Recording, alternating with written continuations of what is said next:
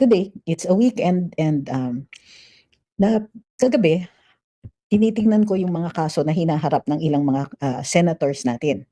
Hindi lingat sa ating kaalaman na karamihan ng mga kaso na ito ay hindi fina-file dahil sa interes ng hustisya, no? It's not for the interests of justice or motivated by something other than that.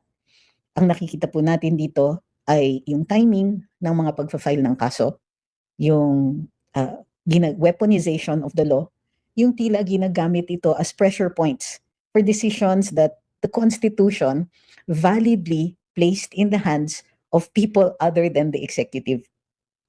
In other words, while the executive is a very, very powerful branch of the Philippine government, it's not the only one.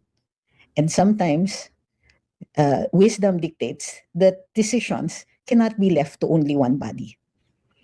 Ang ibig sabihin din nito is tatlo ang sangay ng ating gobyerno for a reason, to check each other. Pero kagabi, dahil tinitignan ko nga yung mga kaso, na-realize ko that the checking mechanism has failed us.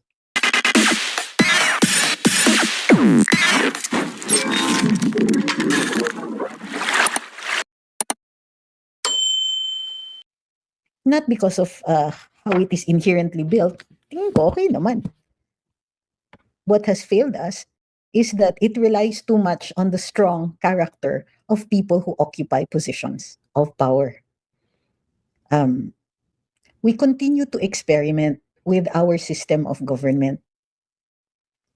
But in the end, what fails us isn't the system, it's the people. So tingnan po ninyo, sino-sino ang mga senador na may kaso? Nakakulong, Senator Jinggoy, Senator Dante Marcoleta.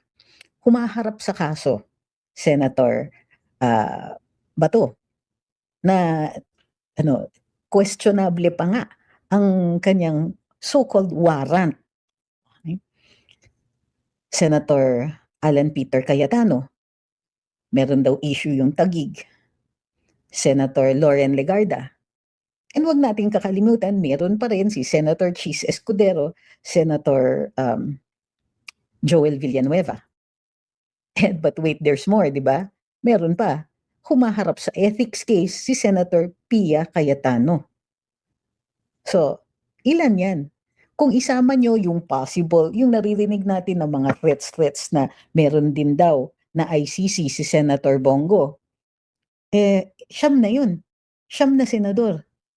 That's 35.7%, tama ba? Of the Senate. Ay, 37.5, sorry. Of the Senate are facing cases. That can't be a coincidence. It cannot. Not only that, kausap ko ilan mga vloggers. And lo and behold, ang dami naming may kaso. And the cases are unusual, ha? Yung mga nangyayari lang in times of civil unrest. Inciting to sedition, cyber libel. We are being targeted for political opinions. Yun ngang malungkot na pagpanaw ng isang vlogger na hindi identified sa panig ng mga Duterte, naging political din. Buti na lang, mabilis na naglabas ng solusyon sa kaso ang PNP. So, and yes, it is time for me to recognize na hindi na nga nagiging responsive ang Korte Suprema. Hindi ito pag-criticize sa mga tao doon, ngunit kailangan na rin natin tanungin. Kung sinasabing justice delayed is justice denied, hindi na rationable yung pag-uupo sa ilang mga kaso that could show the people that justice continues to grind out fairness even during these times na uncertain tayo. Dapat ang pinakasinasandalan natin ang certainty, ang kasiguruhan na ang katarungan aabot at aabot sa atin.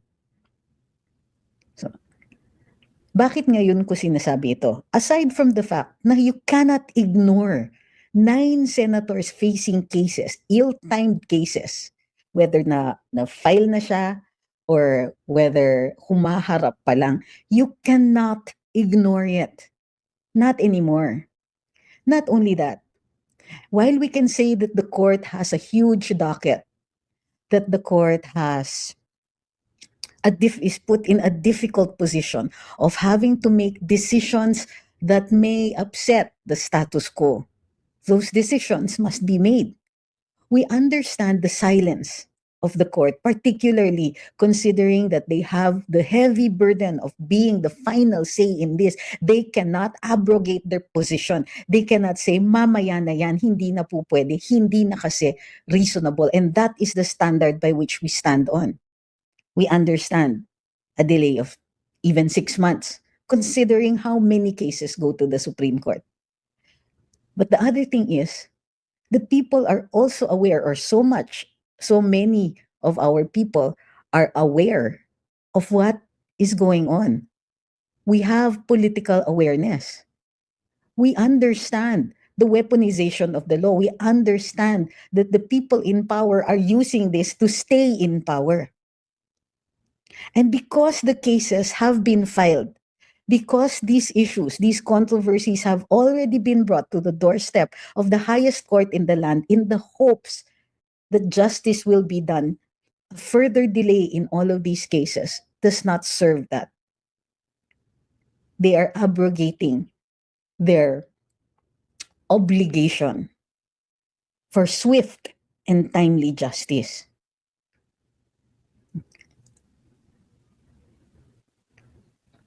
Why are we speaking up about this now?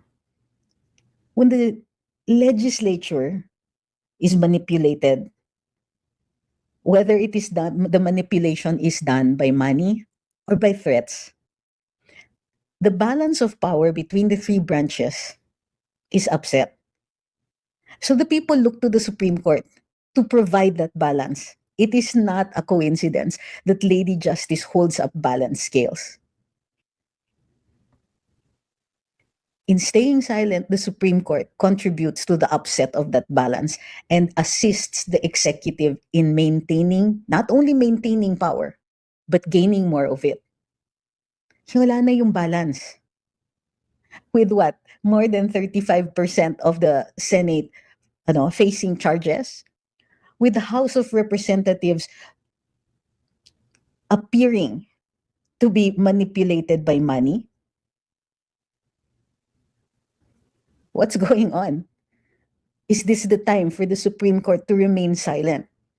Hindi nakikialam ang Supreme Court, bawal yon. But the cases have already been filed before it. The cases for habeas corpus of the taking of Rodrigo Duterte have been before the courts for what? More than a year. Beyond the period where we can expect the people's patience to stay. Namamayagpag ang pasensya ng Pilipino.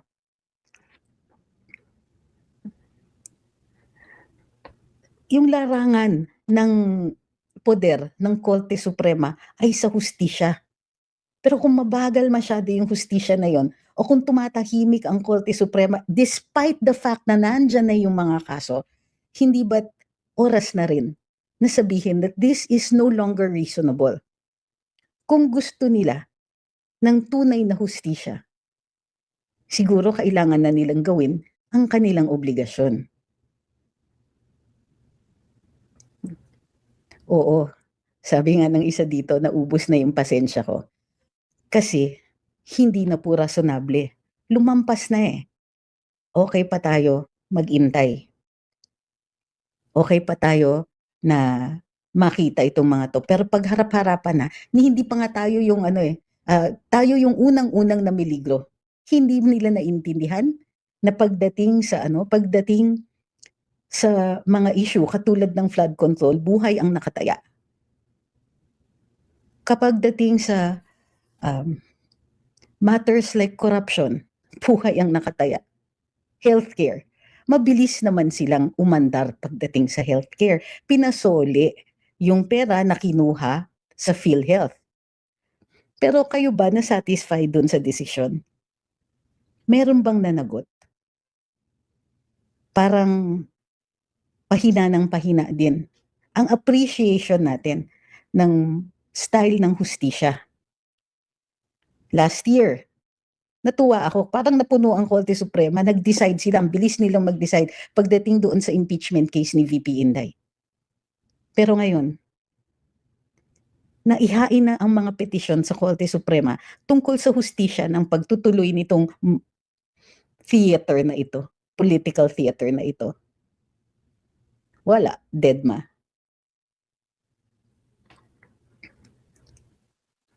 Ito'y panawagan. Panawagan na rin na habang tuloy-tuloy naman ang nakikita ko na hindi naman hindi naman tayo nagbibitiw sa ating obligasyon na i-call out ang gobyerno kapag nagfe-fail ito. After all, obligasyon yan. Kasi tayo yung nagbigay ng pera, tayo yung bumoto. We have a responsibility to make sure that government performs. After all, it's our kids. It's our safety. Our livelihood depends on the services that are provided by government. The safety of our kids who must be outside or sometimes are not even safe in their own homes. We have to speak up. Yan yung power na nakalagay sa saligang batas. Power natin to call out government para gumalaw sila. But what is happening? The powers granted to us by the Constitution, the balance of power guaranteed to us in the Constitution, hindi na sila nagwo-work because the executive has become too powerful. And the last time that we saw that taken to this level of extremity was Marcos Sr. Marcos Sr. took to himself all the powers. He had, of course, he was the head of the executive. But he also had the power to create laws. He had the power to make laws through presidential decrees. But did you know that he also took it onto himself to exercise some of the powers of the judiciary? He had the power to issue what was later known as ASO, Arrest, Search, and Seizure Orders. The Constitution says that only the judiciary can issue arrest warrants because they have to examine evidence before it is done.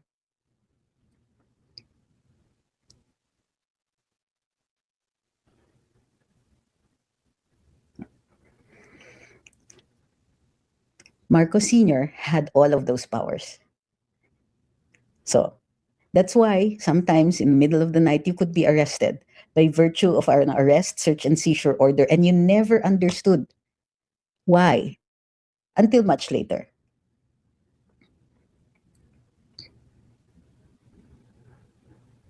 Hi, Ian. So again, the question comes down to what do we do? When you see it, all of this happening, the manipulation of the legislature, the judiciary falling silent, while everybody else, all of those who were granted powers by the Supreme Court to do something, to actually do something, they have stopped. And who bears the brunt of this? The weaponization of the law means that innocent people will go to jail. The weaponization of the law means that much of the safety mechanisms of the Constitution, wala na yan. Hindi na aandar yan. The Constitution itself is in peril because always hanging over our heads, and it may be quietly happening even as we speak, is the possibility of charter change. By itself, it's not a bad thing. Of course, we want to change our laws. The Constitution is not an exception. Gusto natin ng pagbabago, minsan yung batas natin hindi na nag-work or it doesn't work to the extent that we want it to. So we're always testing it. Congress should have oversight committees. The executive should always and constantly be in communication with the legislature. The Supreme Court will make the determination of whether those laws are still in consonance with the Constitution. If the procedures are being followed, is that happening? No, of course not. The system is failing. The Constitution is in peril because there are greedy people who will stop at nothing. The Constitution no longer presents a bar to greedy people who want to remain in power.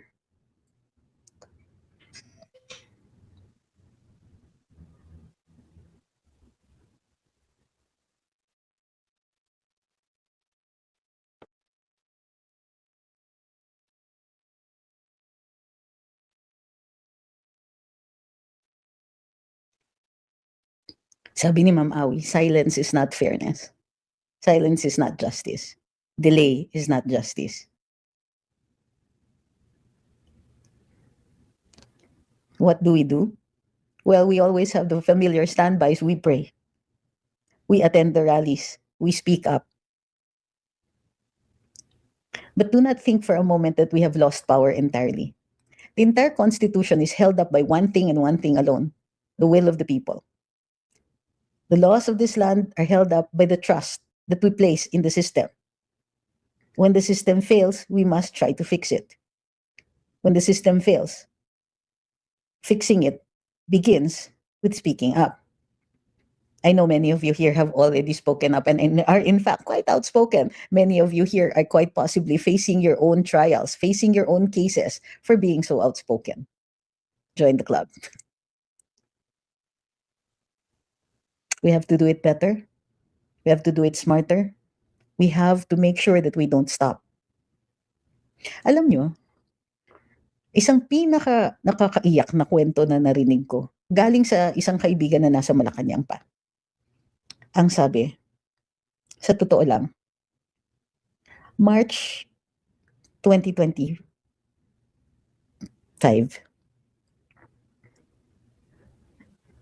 prepared ang Malacanang high security alert.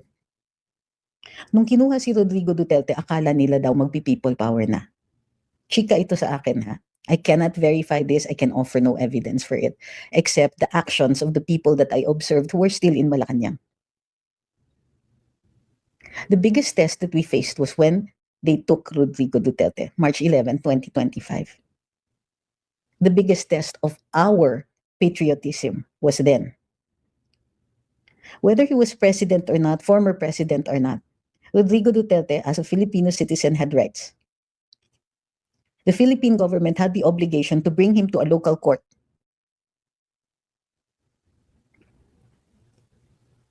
Nobody in government holding any real power was able to stop it. Even worse, we failed him. Yes, Ma'am Irma, we did. We failed to protect that one single Filipino citizen brought before the ICC in The Hague. And because the people who wanted him out succeeded, because they succeeded, they keep pushing us even more. Yun yung test eh. Kinuha nila si Duterte. They did not bring him to the court. They did not respect his rights. The Supreme Court fell silent, and to some extent, so did many of us. Maybe out of shock, maybe out of disbelief. But once the truth had sunk in, we did not fight for him hard enough. So they keep pushing us. They keep pushing the envelope. Nagawa nila sa isang dating Pangulo, syempre gagawin nila sa mga senador. Gagawin nila sa mga kongresista. Mayroong mga kongresista, hindi rin naman tayo bulag, na humaharap sa ilang mga kaso. Whether just yung mga kaso na yun o hindi, the timing already reveals a lot. Sabi ni Mui, the people we expected to stand up for us are either cowards or greedy. It's so sad. Excuse me. Why do you expect people to stand up for you? We've come to the point where there is nobody who will stand up for us because everybody is equally scared. We stand up for ourselves. That's our job. Because if we don't fight, then whatever bad thing is coming, we're going to deserve that.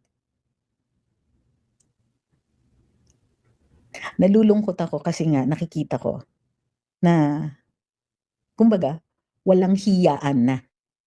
So, sabi ni simpleng taga-Bukid, we the people of Mindanao are again betrayed. It's hard maintaining a drop of nationalism anymore for us. We're done with the republic. Why? That's exactly what they want you to do. A divided people are easy to rule. Even Rodrigo Duterte took back his statement about the secession of Mindanao. So I don't know where that's coming from. And you know why I'm saying this with all my respect for you? Because this is the time to stand together. And feeding their greed isn't going to help, di ba?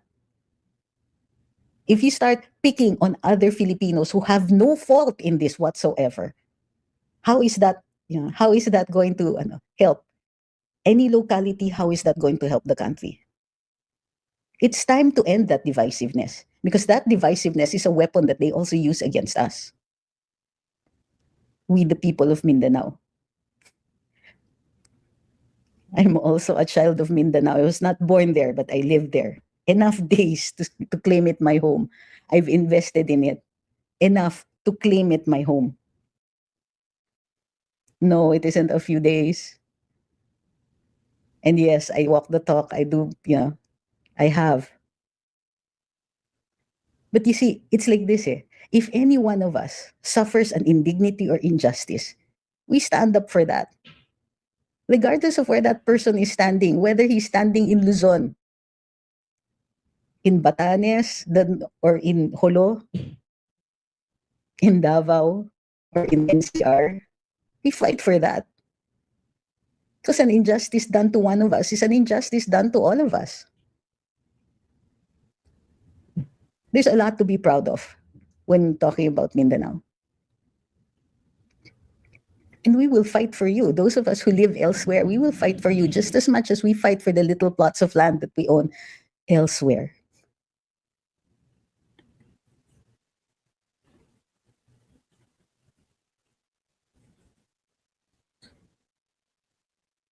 We voted a man from Mindanao to be our president. We loved him, and we continue to love him. But when we're talking about justice here, we fight for the injustice against him as much as we fight for the injustices against us.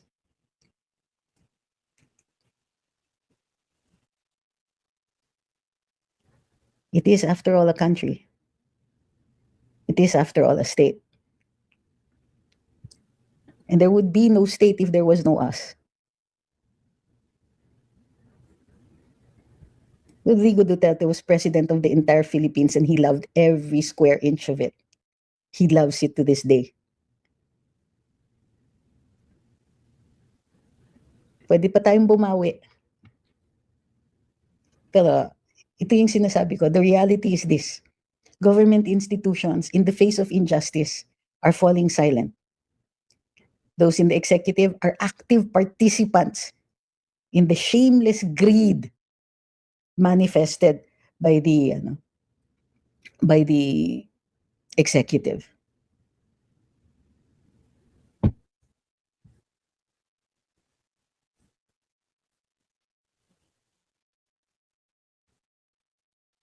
No. Sa tingin mo, kapag lumabas na si VP Sakalia, maglalabasan ng mga tao para matigil na itong gobyernong ito? She has already taken her stand. She's not calling for the ouster of the president. She will never do that.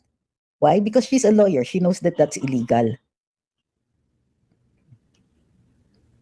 She also is quite aware that as the vice president, she's the immediate beneficiary of that. So she doesn't want to do that. That's our job. Our job is to make it very clear, to call out government, to call out the administration, to call out the greedy officials, to call out the injustice that's being done to us. That's our job. Do not abrogate our job.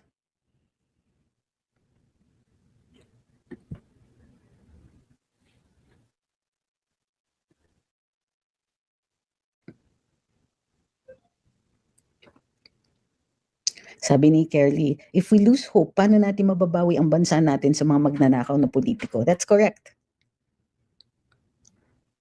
So while we are facing all of these difficult situations, or a difficult situation, while we see it, that's why we call it out eh. Kaya natin binabanggit, kaya natin pinapansin, because you drag it out of the darkness. Kailangan makita yan. Remember when we called out and called for people to go to Veterans Hospital, to go to the House of Representatives. We bear witness to the injustice so that somebody will speak up, so that history will be written with this in mind. Para hindi na kinokontrol ang boses natin. And this is the point that I'm trying to make here. While we see all of this happening, it's going to all happen again. It will all get worse if we don't speak up. The reason they are so harsh is precisely because they know that one day we're going to discover just how strong we are.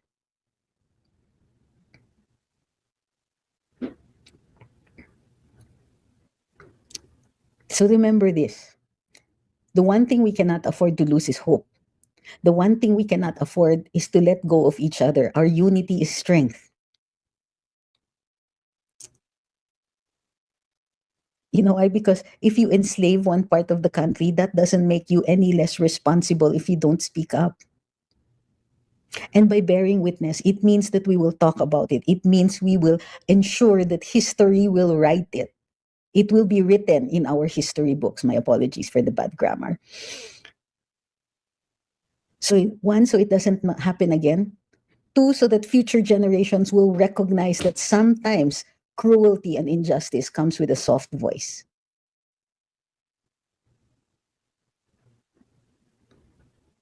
We must bring the vice president to 2028. We must bring Inday Sara to 2028. We must make sure that she survives long enough to face an election. This is what our adversaries are trying to prevent. A silent court, a strong executive, a manipulated legislature. Any person who is an enemy within those ranks want to make sure that we cannot take VP Inday to 2028. And so that's exactly what we must give them. Remember this. Diba? Remember these heartaches. Remind yourself constantly when things get better of what we had to go through. This must be in the books. And part of the reason we're doing this live is to remind you that when you write on social media, these things often have a tendency to last. But also tell your children. Also talk about it. Even if you don't talk about it online, talk about it with friends, with family. Talk about the things that are happening. Make sure your children understand this experience of growing up under a harsh regime. Yes, it's still a harsh regime.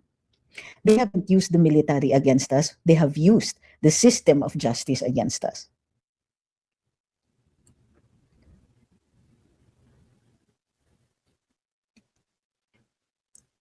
I'm just asking you to remember. Take stock and remember. Our enemies are growing powerful, but not powerful enough to shut us up. Not only that, promise them that we will write about this at a future time. Whether we write them in letters, in blogs, in our diaries, anywhere, wherever it is that will stand the written word, we will write about it and we will make sure. They may be powerful now, but they cannot reach into the future to change whatever it is we're going to put down there. Yes, sabi ni Rallian, in comments, be brave. The times call for it.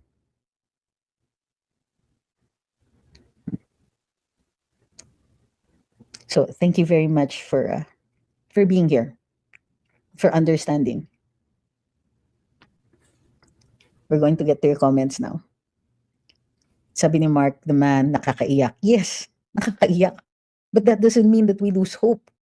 The reason there's still reason to hope.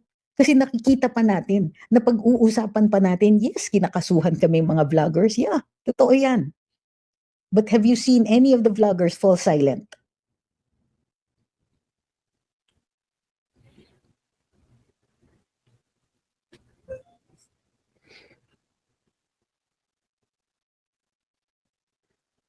Sabi ni LK, 1986, grabe, pare, madre, obispo, but now tikom sila. Actually, ito yung issue eh. Sa totoo lang, there are some, like with any other institution, the church has its own weaknesses. Halimbawa, malakas ang boses ng mga patrons. When you rely on patrons for your existence, you will ultimately reflect their views.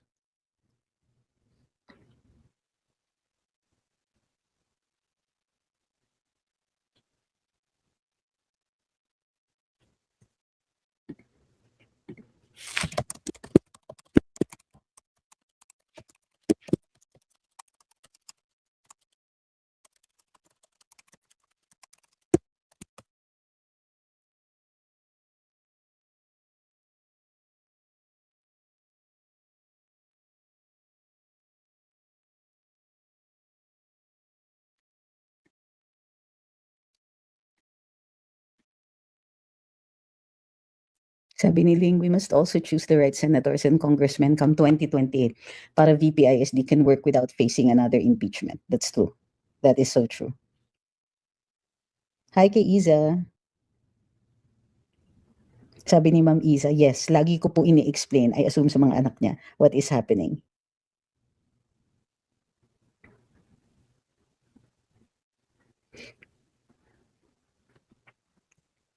Sabi ni Ma'am Elena, mga anak ko po, apat sila ipinanganak ko lahat dito sa Saudi. Yung inuwi ko sila time ni Tatay Digong dahil alam ko safe na mga anak ko.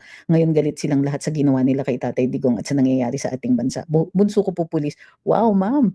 Galit po sila pero trabaho lang nila ginagawa nila for peace. Yan, understandable yan. Pero sabi ng anak ko, attorney, darating ang panahon kahit sila ipapanig sa tama pagdating ng tamang panahon. Alam mo ma'am, sa lahat ng pulis na nakausap ko, wala pa akong naririnig na nagsabing hindi nila gagawin yan. Alam niyo yan, they're just, ganun talaga survival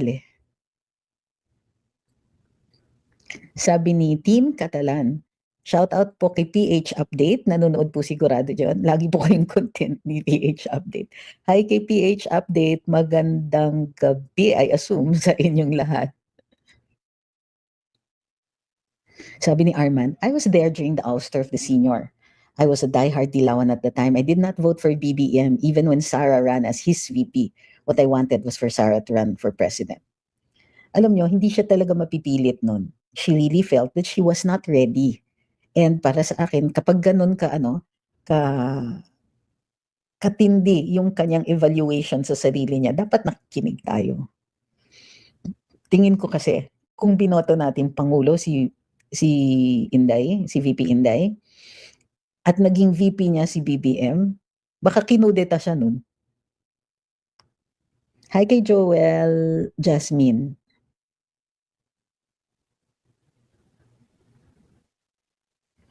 Bakit hinahayaan ng Korte na maghain ng TRO ang isang construction firm na kasali sa flood control?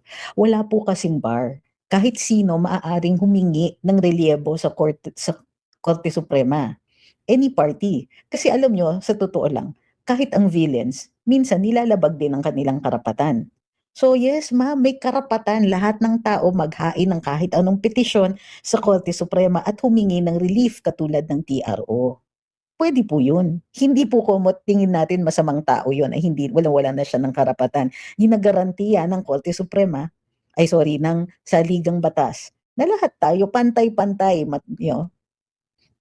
maganda, pangit, matalino, hindi. Lahat yan may karapatan. Oo, kahit yung mga gumagawa ng kasamaan, di ba? Pero, yung sama na ginawa nila, pwede naman silang humarap ng kaso for that one. It might be a separate issue.